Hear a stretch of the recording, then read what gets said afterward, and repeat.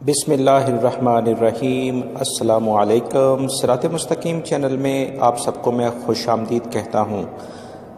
Medina Munawwara airport पर custom हुकाम ने एक ज़बरदस्त किस्म की कार्रवाई करते हुए गैर मुल्की अफराद को गिरफ़्तार किया है, जो कि तकरीबन 30 लाख से ज़ायद रियाल अपने मुल्कों में लेके जाने की कोशिश कर रहे थे। उन्होंने ये तमाम के तमाम अनानास यानी पाइनएप्पल के जो बॉक्सेस होते हैं, डब्बे होते हैं, उसमें ये पैक करके लेके जा रहे थे, जैसे आप इस तस्वीर में देख रहे हैं।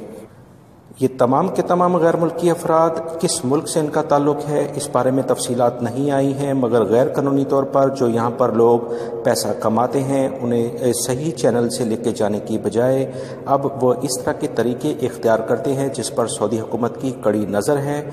और सऊदी हुकूमत ने इसी बारे में जो पिछले दिनों बैंकों के ज़रिए ट्रांसफ़र करने के लिए मनी के इक़दाम किए हैं और काफ़ी ज़्यादा अब यहाँ सख्ती हो गई है। इसके बाद इस तरह की कार्रवाइयों में बहुत सारे अफराद गिरफ़्तार हो रहे हैं।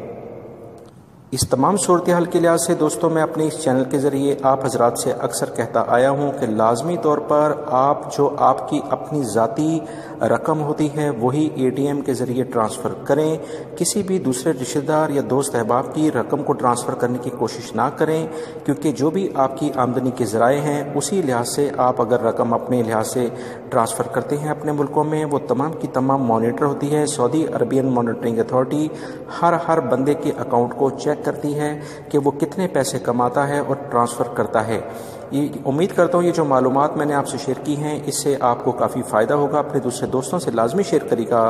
अस्सलामु अलैकुम।